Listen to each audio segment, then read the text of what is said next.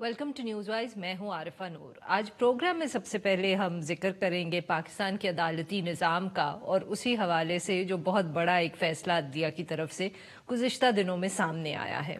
इसी हवाले से सबसे पहले तो आज वज़ीर आज़म इमरान खान ने अपनी स्पीच के अंदर जिक्र किया अदालती निज़ाम का, और उसी फैसले के हवाले से जिक्र किया जब उन्होंने मौजूदा चीफ जस्टिस आसिफ सईद खोसा साहब और आने वाले चीफ जस्टिस गुलजार अहमद साहब से एक अपील की। उन्होंने ये कहा कि अदलिया के हवाले से ये तासुर अभी तक बरकरार है कि कमज़ोर तबके को इंसाफ नहीं मिलता, जबकि जो ताकतवर और बाअसर अफराद हैं उनको अदालत से हमेशा रिलीफ मिल जाता है। वज़ीर आज़म साहब ने ये दरख्वास्त की इन दो जजेस से कि वो इस तासुर को ज़ाहिर करें और मुल्क के अंदर हकीकी मायनों के अंदर इस तफरीक पे जो मबनी ये निज़ाम है इसको आज़ाद करें, ऑटोनमस बनाएं। वज़ीर आज़म ने ये भी कहा कि अगर ये जज साहिबान जो है अगर ये एफ़र्ट्स करते हैं तो हुकूमत उनकी हर किस्म की इमदाद करने को तैयार है। और वज़ीर आज़म ने फिर हवाला दिया लाहौर हाई कोर्ट का, जिसके एक बेंच ने नवाज शरीफ साहब को 4 हफ्तों के लिए बैरून मुल्क जाने की इजाज़त दी है।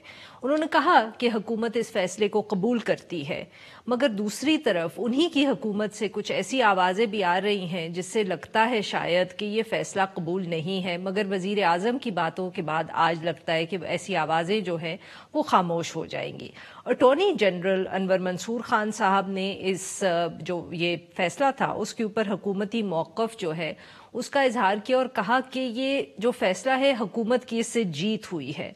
उन्होंने कहा कि ये जो हुक्मनामा है हुकूमत की तरफ से जो इसके अंदर इंडेमनिटी बॉन्ड की शर्त थी वो इतनी सख्त नहीं थी जितना ये अदालत का फैसला है, क्योंकि उन्होंने कहा कि अब अदालत जो है उसको अंडरटेकिंग शहबाज शरीफ और नवाज शरीफ साहब को खुद डायरेक्टली अदालत को देनी होगी, और अगर वो मुल्क वापस ना आए तो तौहीन अदालत की कार्रवाई का सामना कर सकते हैं। इन सारे इश्यूज पे बात करने के लिए आज हमारे साथ मौजूद है सीनियर कानूनदान और माहिर कानून वसीम सज्जाद साहब। Welcome to the show Wasim साहब। थैंक यू जी वसीम साहब, तो पहले जजमेंट का अगर थोड़ा सा जिक्र कर ले तो ये जो जजमेंट आई थिंक कुछ दिन हो गए हैं, इस पे डिस्कशंस तो हो रही हैं। शायद आई थिंक हम सब ने जो एक्सपेक्ट किया था कि रिलीफ मिल जाएगा शरीफ खानदान को वैसा ही हुआ, पर ये हमें कानूनी नुक्ता सर समझाएं कि जो इमीडिएट इशू था नवाज शरीफ साहब की ट्रैवल का उसको तो कोर्ट ने एड्रेस कर दिया, मगर जो उन्होंने कानूनी सवाल 5 बनाए हैं और उन सवालों के अंदर weather a convict can be excluded और इंक्लूडेड इन दी ECL, और साथ में उन्होंने ये भी पूछा है कि क्या एक कंडीशन अटैच की जा सकती है इसके साथ हुकूमत जो है। तो ये जो इस तरह के उन्होंने कानून मतलब के रूल्स या सवाल उठाए हैं ये अब वो जनवरी में सुनेंगे, तो how does this work legally? इसका क्या मतलब होता है कि जो आपने एक इशू था एट हैंड उसको तो फौरन एड्रेस कर दिया, मगर जो उसके अंदर कानूनी नुक्ते हैं जिनकी बेसिस पे वो फैसला करना था वो अब वो जनवरी में सुनेंगे? इसको जी मेरे ख्याल में अगर सही तनाजुर में देखा जाए तो इसमें कानूनी इश्यूज़ उठते हैं, और मेरे ख्याल में जो बुनियादी इश्यूज़ हैं वो ये हैं। एक तो ये है कि ये जो जिसको हम फ्रीडम ऑफ मूवमेंट कहते हैं, यानी नकलो हरकत की आज़ादी, ये एक बुनियादी हक है, और जो बुनियादी हक होता है उसके ख़िलाफ़ कोई कानून, कोई एग्जीक्यूटिव ऑर्डर, कोई रूल नहीं बन सकता। दूसरी चीज़ जो अहम है वो ये है कि अदालत ने मियां साहब को ज़मानत दी थी और अदालत के हुक्म में कोई इस किस्म की कदगन नहीं थी। तीसरी बात ये है कि जो कानून है ECL का उसमें भी कोई ऐसा शर्त नहीं है कि आप किसी बंदे को बाहर जाते वक्त कोई शर्त लगा सकते हैं कि नहीं। तो ये कानूनी सवाल उठेंगे और इसकी हर इशू पे 2 राय हो सकती है, इस पर बहस होगी। जी यहाँ पे लेते हैं एक छोटा सा ब्रेक, और जब हम ब्रेक से वापस आएंगे तो वसीम सज्जाद साहब से गुफ्तगू जारी रखेंगे।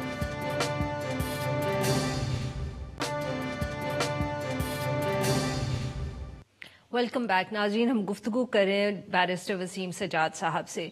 जी सर, तो वो ब्रेक पे जाने से पहले जो हम बात कर रहे थे, जो ऑर्डर आया है लाहौर हाई कोर्ट का नवाज शरीफ साहब के हवाले से, تو کیا یہ بھی ایک پاسبلٹی ہے کہ جب جنوری کے اندر ان جو لیگل پوائنٹس ہیں ان کے اوپر عدالت جب وہ دیکھے گی ان کو، تو کیا اس کی بھی کوئی پاسبلٹی ہے کہ ایونچولی وہ فیصلہ کریں کہ جو حکومت نے کہا تھا یا حکومت نے کنڈیشن لگانے کی کوشش کی تھی وہ ویلڈ تھی؟ Is that also a possibility؟ اور میں یہ اس کانٹیکس میں پوچھ رہی ہوں if I can just add کہ بہت سی تنقید یہ ہو رہی ہے اس ججمنٹ کے حوالے سے کہ اگر یہ لیگل پریسیڈنٹ سیٹ ہو گیا کہ بیمار کانوکٹ ملزم جو ہے کوئی بھی وہ باہر علاج کے لیے جا سکتا ہے تو پھر بہت زیادہ اس طرح کی اپلیکیشنز آ جائیں گی۔ یہ جی ممکن ہے، بالکل ممکن ہے کہ فیصلہ حتمی جب وہ سنائیں تو ممکن ہے کہ وہ فیصلہ کریں کہ حکومت کو اختیار ہے کہ شرائط لگائیں، یا یہ بھی فیصلہ آ سکتا ہے کہ حکومت کو اختیار نہیں ہے۔ یعنی اس وقت قانونی سوال یہ نہیں ہے کہ میاں صاحب باہر جائیں یا نہ جائیں، قانونی سوال یہ ہے کہ ECL قانون کے تحت حکومت کیا کوئی شرط لگا سکتی ہے یا نہیں لگا سکتی۔ تو یہ فیصلہ جب آئے گا فائنل، یہ جنوری میں انہوں نے رکھا ہے، لیکن جنوری کی تاریخ سے پہلے کیونکہ 1 مہینے کی مہلت دی گئی ہے، تو 1 مہینے کے بعد اگر میاں صاحب کی طبیعت اچھی ہوگی تو واپس آ جائیں گے، تو اس جو ماحول ہے وہ بدل جائے گا۔ دوسرا یہ ہے کہ میاں صاحب کو جو ضمانت دی گئی ہے وہ بھی 2 مہینے کی ہے، اور میرا خیال میں جنوری تک، کیونکہ یہ جنوری کی آخر میں رکھا گیا ہے، وہ ضمانت کی مہلت بھی اس سے پہلے ختم ہو جائے گی۔ تو لہٰذا اس سے پہلے کچھ لیگل ڈیولپمنٹس ہوں گی، یا وہ واپس آ جائیں گے یا پھر ہائی کورٹ میں درخواست دی جائے گی توسیع کی ان کی بیماری کی بنیاد پہ، اور یہ واقعات ایسے ہیں جس کا اس وقت کچھ کہا نہیں جا سکتا، وقت آنے پہ اس پہ فیصلہ ہوگا۔ سر شائق عثمانی صاحب نے بھی ہمیں جوائن کر لیا، ہمارے ساتھ اب موجود ہیں جسٹس ریٹائرڈ شائق عثمانی صاحب جو ایک سینئر ماہر قانون دان ہے۔ ویلکم ٹو دا شو سر۔ جی شائق صاحب، تو جو ہم بات کر رہے تھے ابھی، جو یہ لاہور ہائی کورٹ کا آرڈر آیا ہے نواز شریف صاحب کے حوالے سے، جو انہوں نے سفر کرنا ہے اپنے علاج کے لیے، حکومت کی طرف سے یہ موقف سامنے آیا ہے کہ جو انہوں نے ایک انڈیمنٹی بانڈ کی کنڈیشن لگانے کی کوشش کی تھی، جو ہائی کورٹ کا آرڈر ہے وہ اس انڈیمنٹی بانڈ سے بھی زیادہ سخت ہے۔ کیا آپ اس سے اگری کریں گے؟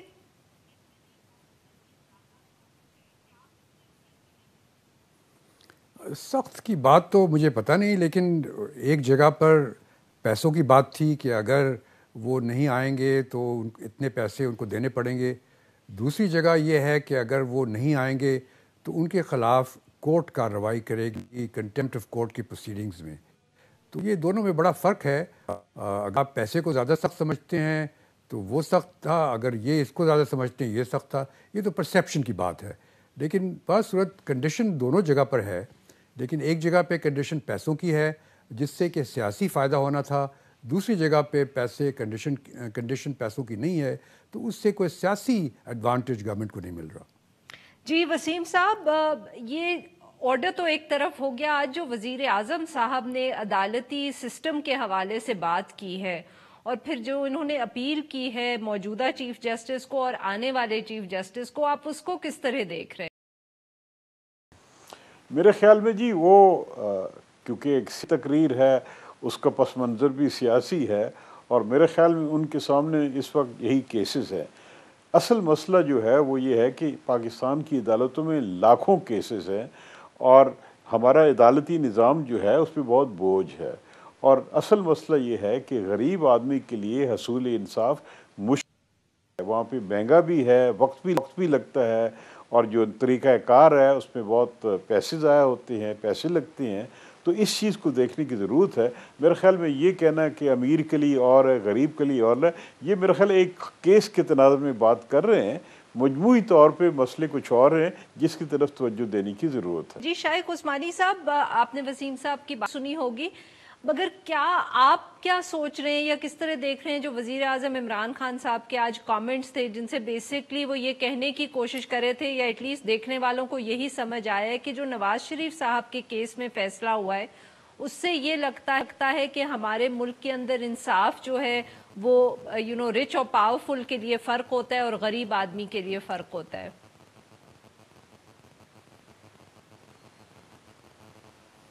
دیکھیے میری نظر میں تو یہ غلط پرسیپشن ہے، یہ اپنا اپنا پرسیپشن ہوتا ہے. دیکھیے قانون تو سب کے لیے برابر ہوتا ہے. قانون میں یہ نہیں لکھا ہوا کہ امیر آدمی کے لیے کچھ ہوگا اور غریب کے لیے کچھ ہوگا. اس کی امپلیمنٹیشن جو ہے قانون کی وہ ایگزیکٹو کے ہاتھ میں ہے. ایگزیکٹو مشینری جو ہے، پولیس ہے، دوسرے لوگ جو ہیں کمشنرز ہیں، ڈپٹی کمشنرز ہیں، وہ اس کو امپلیمنٹ کرتے ہیں. جو بھی پرابلمز ہوتے ہیں وہ اس لیول پر ہوتے ہیں. یعنی وہ لوگ جو کہ قانون نافذ کر رہے ہوتے ہیں وہ اپنا کام صحیح نہیں کرتے اور وہ تفریق کرتے ہیں غریبوں میں اور امیروں میں. اس کے بعد جب یہ معاملہ کورٹ میں جاتا ہے تو وہاں پر تو قانون سب کے لیے یکساں ہوتا ہے اور اسی طرح اپلائی ہوتا ہے. اب یہ کہنا کہ چونکہ نواز شریف صاحب کو وہاں سے جانے دیا گیا ہے اس کے مطلب یہ ہوا کہ امیروں کو ایڈوانٹیج ملے گا اور غریبوں کو نہیں ملے گا. لیکن ہو سکتا ہے کہ اگر نواز شریف کی جگہ کوئی اور ہوتا، کوئی غریب آدمی ہوتا، اگر اس کے پاس اتنی سکت ہوتی کہ وہ انگلینڈ میں جا کے اپنا علاج کروا سکے تو شاید اس کو بھی یہی ریلیف ملتا. تو یہ میرے خیال میں غلط چیز ہے جو کہا جاتا ہے اور ایک قسم کا جوڈیشری کو بدنام کرنے کی کوشش کی جاتی ہے. جی شائق عثمانی صاحب، یہ نواز شریف صاحب کی جو آپ نے اگزامپل دی کہ کسی اور آدمی کے پاس بھی اتنی سکت ہوتی تو وہ یہی کرتے، تو کیا آپ کے خیال میں جو نواز شریف صاحب کے لیے ریلیف کو ملا ہے اس کیس کے اندر، کیا یہ اب ایک کیا اس کو کہہ سکتے ہیں کہ ایک ایسا پریسیڈنٹ سیٹ ہو گیا ہے جو اور ملزم بھی استعمال کریں گے؟ بیکاز یہ بہت تنقید ہوئی ہے اس ججمنٹ کے حوالے سے کہ اب اور بہت سے کانوکٹس ہوں گے یا ملزم ہوں گے اور وہ سب استعمال کریں گے اس ججمنٹ کو اور کہیں گے کہ ہمیں بھی باہر جانے دیں راج کے لیے and so on and so forth.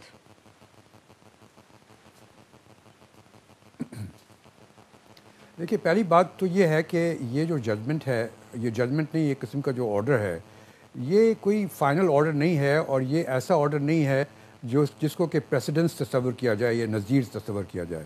یہ تو ایک ٹیمپرری آرڈر ہے اور ایک قسم کا انٹرم آرڈر ہے. جب یہ بعد میں یہ فیصلہ کریں گے، اگر انہوں نے کیا بعد میں فیصلہ، اگر نواز شریف واپس نہیں آئے اور پھر انہوں نے دوبارہ اس کی ہیئرنگ کی اور فیصلہ کیا تو وہ یقیناً نظیر بن سکتا ہے. لیکن بات دیکھیے نظیر کی بات نہیں ہے، یہاں پر تو ہیومینیٹیرین کنسیڈریشن کی بات ہے اور ہماری کورٹس ہمیشہ ہیومینیٹیرین کنسیڈریشن میں ہر ایک کو ریلیف دینے کے لیے تیار ہوتی ہیں اگر وہ ثابت کر سکے کہ یقیناً یہ ہیومینیٹیرین ریکوائرمنٹس ہیں اس کے لیے. تو یہ کہنا کہ صرف اس وجہ سے ہوا ہے چونکہ نواز شریف صاحب تھے تو میرے خیال میں یہ ناانصافی ہوگی.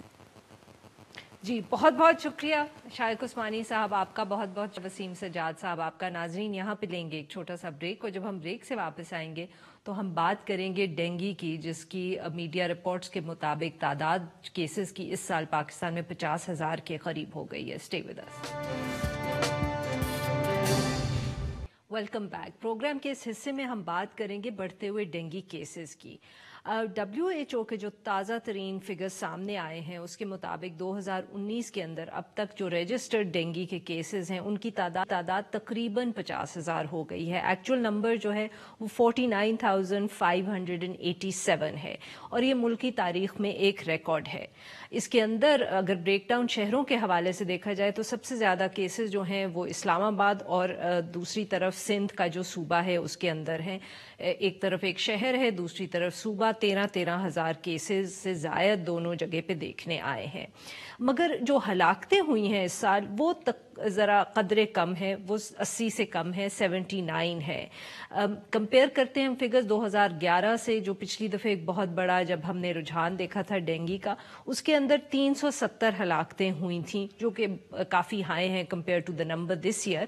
مگر فرق یہ ہے کہ اس سال جو ڈینگی کے کیسز تھے وہ بہت کمپیریٹیولی کم تھے، وہ صرف 27,000 تھے. گزشتہ 8 برسوں کے اندر لگ یہ رہا تھا کہ جیسے ڈینگی کی جو یہ پھیلتا ہے اس کے اوپر ہم نے کافی حد تک قابو پا لیا ہے. اویئرنیس کیمپینز بھی چلتی تھیں، پھر ڈینگی اسپرے بھی ہوتا تھا جب سیزنل ضرورت ہوتی تھی، اور اس سے لگ یہ رہا تھا کہ شاید اس ایشو پہ کافی حد تک قابو پا لیا ہے.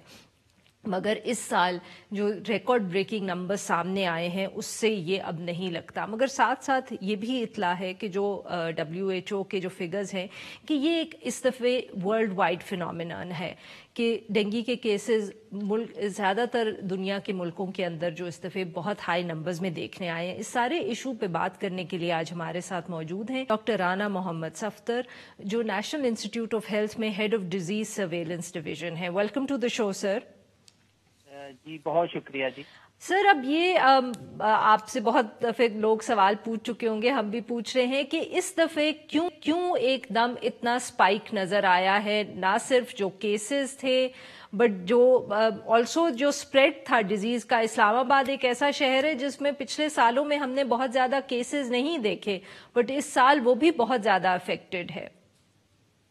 जी अरसा, सबसे पहले तो मैं ये एक अर्ज करता चलूं कि अभी जो आपने नंबर्स बताए हैं पाकिस्तान में केसेस के, ये कौमी अदारा सेहत के अदाद-ओ-शुमार हैं और इसमें मैं ख़ास तौर पे ये भी अपने नाज़रीन के साथ शेयर करना चाहूँगा कि जो इस वक्त दुनिया भर में जो मौसमियाती तब्दीलियाँ हुई हैं और उसके साथ साथ जो आबादी का जो नक्लो हमल के रुझानात में जिस तरह की तब्दीली हुई है, मुख्तलिफ वजूहात की बुनियाद पे दुनिया के मुख्तलिफ हिस्सों में जो पॉपुलेशन हैं उनकी मैसिव किस्म की डिस्प्लेसमेंट्स हैं, ये सारे फैक्टर्स इस तरह के हैं कि जिसकी वजह से कुछ बीमारियां और ख़ास तौर पे वो बीमारियां जिनके फैलाव के लिए कि कोई ना कोई फैक्टर जिसका सबब बनता है, जैसा कि हमारा डेंगू के लिए खास मच्छर की एक किस्म है जो कि इसके फैलाव का सबब बनती है।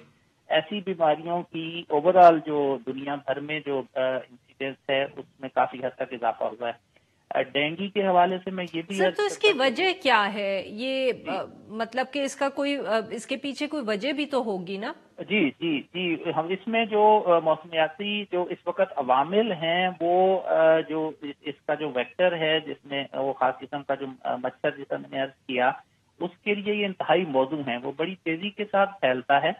और इसके साथ ही साथ जो दूसरा फैक्टर मैंने आपके साथ शेयर किया कि जो लोगों की एक जगह से दूसरी जगह नकलो हमल है, उसकी वजह से उन लोगों के साथ जो लोग वायरस से इन्फेक्ट हो चुके हैं वो वायरस भी एक जगह से दूसरी जगह पहुंचता है।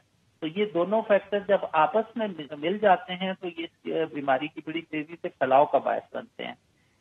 मैं खास तौर पे ये भी अर्ज करता चलूं कि 2019 के हवाले से जो WHO ने डेंगू को दुनिया के जो टॉप जो 10 पब्लिक हेल्थ के जो रिस्क हैं या थ्रेट्स हैं दुनिया को, उसके अंदर डेंगू को शामिल किया था और उसी की वजह से जो मुख्तलिफ ममालिक हैं जिसमें पाकिस्तान भी शामिल है, हम जो है वो इसको एक्सपेक्ट कर रहे थे और यही वजह है कि जो इसके हवाले से जो डिजीज सर्विलेंस की एफर्ट्स होती हैं जिसमें कि जब केसेस हो जाएं तो जल्द अज जल्द उन केसेस तक पहुंचने तो सर अगर आप ये एक्सपेक्ट कर रहे थे और इंटरनेशनल हेल्थ ऑर्गेनाइजेशंस को भी मालूम था कि इस साल स्पाइक आना है, तो क्या हमने हिफाजती तदाबीर क्या ली, क्या प्रिकॉशंस की कि एटलीस्ट अगर स्प्रेड हो भी रहा है तो बहुत ज्यादा ना हो? जी, इस सिलसिले में जो है वो मुख्तलिफ जो हमारे सूबाई सेहत के जो महकमा जात हैं उन्होंने अपने अपने हवाले से जो है दो तरह की तैयारियां की थी। एक तो ये कि इसका जो सीजन होता है वो ज्यादातर मानसून की बारिशों की वजह से इसकी जो पॉपुलेशन होती है मच्छर की उसमें बड़ी तेजी से इजाफा होता है, तो उसके हवाले से जो मच्छर की पॉपुलेशन है उसके ऊपर उसकी नजर रखना ये एक उसकी तैयारियों में शामिल था। और उसके साथ ही साथ जो जहाँ पे केसेस हो जाते हैं उनको जल्दी से जल्दी डिटेक्ट किया जाए ताकि और उनको इलाज मुआवजा की हमारे जो अस्पताल हैं उनके अंदर बेहतरीन सहूलतें फराहम की जाएं। इस हवाले से हमारी तैयारियां मौजूद थी। जैसा कि आपने केसेस का जिक्र किया, अगर हम पिछले सालों के साथ कंपेयर करें तो डेफिनेटली जो रिपोर्टेड केसेस हैं उनका नंबर हमें जो है वो पिछले सालों से ज्यादा नजर आता है, लेकिन उसकी में एक बहुत बड़ी वजह। तो सर अब अगले साल हम क्या एक्सपेक्ट कर सकते हैं? क्या हमें एक और स्पाइक मिलेगा, नजर आएगा, या केसेस में हम कमी देखेंगे? जी, जनरली जो डेंगू के जो ट्रेंड है दुनिया भर में ये हर 2 से 3 साल के बाद इसकी तादाद में एक तेजी के साथ इजाफा होता है। اور اگر ہم اپنے بھی پچھلے کچھ سالوں کا جائزہ لیں تو 2011، 2015، 2017 میں ہمیں جو ہے وہ اس کی مختلف علاقوں میں آؤٹ بریک ملی ہیں. تو اس حوالے سے جو ہے وہ ڈینگی کے بارے میں یہ کہا جاتا ہے کہ جب یہ کسی خطے میں داخل ہو جاتا ہے تو وہاں لمبا عرصہ رہتا ہے. تو لہٰذا جو ہے وہ ان ممالک کو باقاعدہ طور پہ بڑے مربوط طریقے کے ساتھ نہ صرف جو ہیلتھ کے ڈپارٹمنٹ ہے بلکہ باقی جتنے بھی متعلقہ ادارے، جس میں سینیٹیشن ہے، جس میں ہمارے جو انوائرمنٹ کا جو محکمہ ان کے ساتھ مل کے ایک بڑی تھورو پلاننگ کی ضرورت ہوتی ہے. جی بہت بہت شکریہ سر، آپ نے ہم سے بات کی. ناظرین یہاں پہ لیں گے ایک چھوٹا سا، جب ہم بریک سے واپس آئیں گے تو ہم بات کریں گے افغان پیس ٹاکس کے حوالے سے کہ کچھ روز پہلے جو اطلاعات آ رہی تھیں کہ ایک پرزنر سواپ ہونے لگا ہے وہ یکا یک رک گیا اور اس کی کیا وجہ ہے. اسٹے ود اس.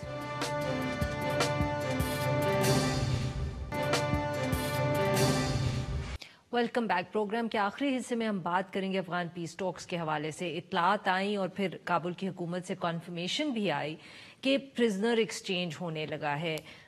جو طالبان کے پاس دو پروفیسرز کڈنیپ تھے ان کو ایکسچینج کرنے لگے تھے فار 3 طالبان پرزنرز، مگر پھر آخری منٹ پر یہ ڈیل کینسل ہو گئی اور وہ جو طالبان تھے وہ ان کو واپس کسٹڈی میں لے لیا گیا. اصل میں ہوا کیا وجہ ہے، کوئی تفصیل سامنے نہیں آئی. اس ایشو پہ بات کرنے کے لیے اب ہمارے موجود ہیں طاہر خان صاحب جو سینئر تجزیہ کار ہیں اور ماہر افغان امور. ویلکم ٹو دا شو طاہر صاحب. طاہر صاحب اب اور کیا پوچھے، سوال ہی ہے کہ ہوا کیا. وہ سنا ہے کہ یہاں تک بات آئی تھی کہ جیل سے باہر وہ نکلے ہیں، نئے کپڑے بھی ان کو ملے ہیں جو 3 طالبان قیدی تھے، پھر وہاں سے ان کی نہ کوئی اطلاع آئی، نہ یہاں یہ بھی نہیں پتا چلا کہ ان کو جیل واپس لے کے گئے کہ نہیں. جیل تو لے گئے ہیں. اچھا.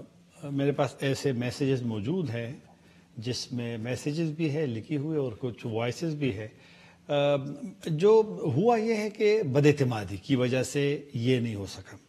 حالانکہ صدر اشرف غنی نے تو اعلان کر دیا تھا. حالانکہ اس میں یہ بھی ایک فیکٹرز ہے، کچھ فیکٹر میں بتاؤں گا کہ کیا ہوا ہوگا. تو سب سے پہلے تو مسٹرسٹ ہے، بد اعتمادی ہے. طالبان کا خیال تھا کہ مطلب ہے کہ طالبان کا خیال تھا کہ ان کے لوگ جس لوکیشن کا ایک مفاہمت ہوئی تھی وہاں پہنچ جائیں گے، اور شاید وہ قطر تھا تو وہ نہیں پہنچے. وہ جو 3 پرزنرز تھے کہ وہ قطر پہنچیں گے مگر وہ نہیں پہنچے. جی، تو وہ امریکنز کا یہ تھا کہ وہ پروفیسر کو رہا کر دیں گے لیکن ان کو رہا نہیں کیا. اب ایک میسج ایسا بھی میرے پاس موجود ہے طالبان کا کہ انہوں نے اپنے لوگوں کو الرٹ کیا تھا کہ امریکنز کو ان کی نظر میں معلوم ہو گیا تھا لوکیشن کا.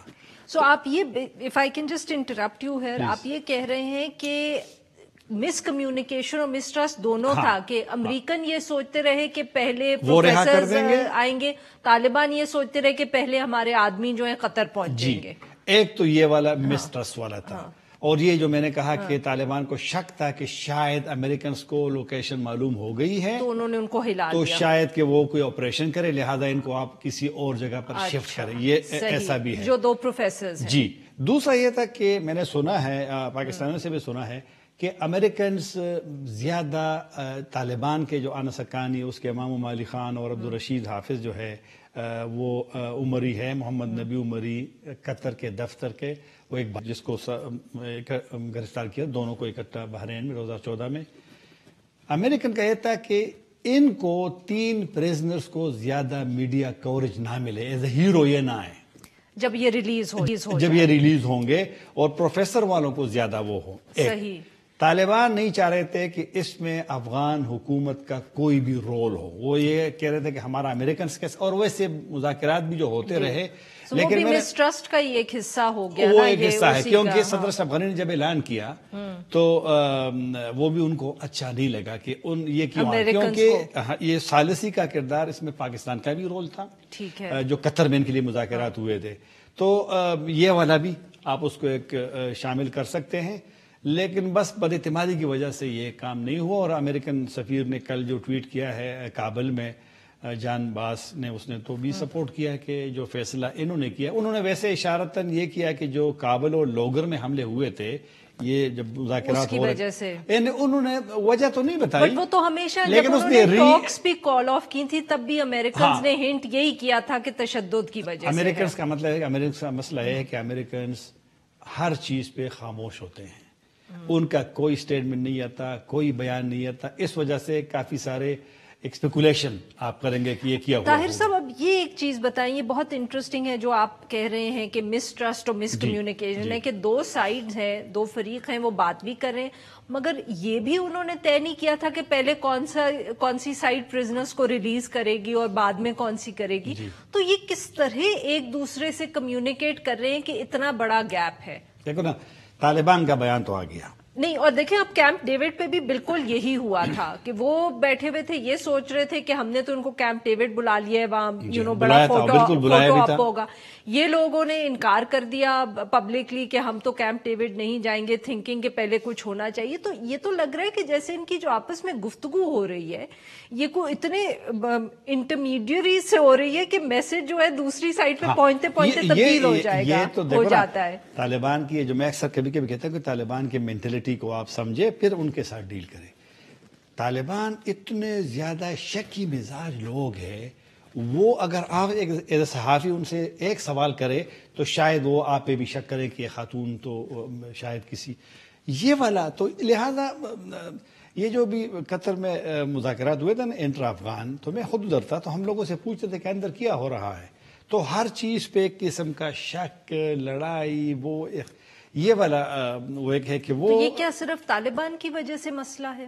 نہیں، یہ والا تو خیر طالبان کی وجہ سے نہیں، یہ شک نہیں، ان کی بس ایک مینٹلٹی ہے. صحیح ہے، یہ دوسری طرف سے ایسا مسئلہ نہیں ہے. دوسری طرف تو امریکنز کا تو میں بتا دیں کہ امریکن تو بولتے نہیں ہیں. دیکھو نا، اس پہ افغان حکومت طالبان کا بیان آیا، انہوں نے امریکن بلیم کیے. صحیح ہے. افغان گورنمنٹ کے جو اسپوکس مین ہے صدر صاحب کے، وہ صدیق صدیقی، انہوں نے طالبان کو بلیم کیا. صحیح. لیکن ریئل تھنگ جو میں بھی کہہ رہا ہوں، یہ جو لوگوں سے جو طالبان کے آپس میں جو میسیجز ایکسچینج ہوئے ہیں یا جنہوں نے ہمیں بتایا، مثلا قطر وہ نہیں پہنچے. صحیح. قطر کے بارے میں کافی ساری رپورٹس آئی تھی کہ وہ فلائی کر گئے ہیں لیکن قطر وہ نہیں پہنچے. یہ تو قطر والوں نے مجھے بتایا ہے کہ وہ قطر نہیں آئے. تو لہذا لیکن یہ نہیں ہونا چاہیے تھا، یہ ہونا چاہیے تھا. یہ والا جو نہیں ہوا یہ غلط ہوا، کیونکہ یہ اگر یہ پریزنٹ سواپ ہوتا. طاہر صاحب یہ بتائیں کہ اب آگے کیسے یہ کمیونیکیشن گیپ ختم ہوگا، کس طرح ان دونوں سائڈز کی ٹاکس شروع ہوں گی؟ یہی کام اگر ہوتا تو یہ بہت زیادہ ایک میجر اعتماد سازی کے لیے اقدام ہوگا. دوسرا پھر کوششیں ہو رہی تھی کہ شاید سیز فائر بریف طالبان کو ریکویسٹ کی جائے کہ وہ کرے، اور اس کا بھی ایک قسم کا امکان تھا کہ جو بیجنگ میں انٹر افغان ڈائیلاگ ہونے جا رہے ہیں اس پہ بھی منفی اثر ہوا ہے. صحیح. کیونکہ یہ کام جب نہیں ہوا تو ایک دفعہ تو وہ ملتوی ہوئے ہیں. ابھی 21-22 کی تاریخ ہے، طے ہوئی ہے، لیکن میرا خیال نہیں ہے کہ وہ ان تاریخوں پہ ہو جائے گا. یہ نہیں ہوا تو اس کا ایک بڑا منفی اثر ہوگا اب پیس پروسیس پہ. اگر وہ تھوڑا سا ان کا امکان تھا کہ وہ شروع ہو جائے تو شاید وہ تھوڑا سا ڈیلے ہو جائے. بہت بہت شکریہ طاہر صاحب، آپ نے ہم سے بات کی. ناظرین آج کے لیے بس اتنا ہی. We'll be back tomorrow at the same time.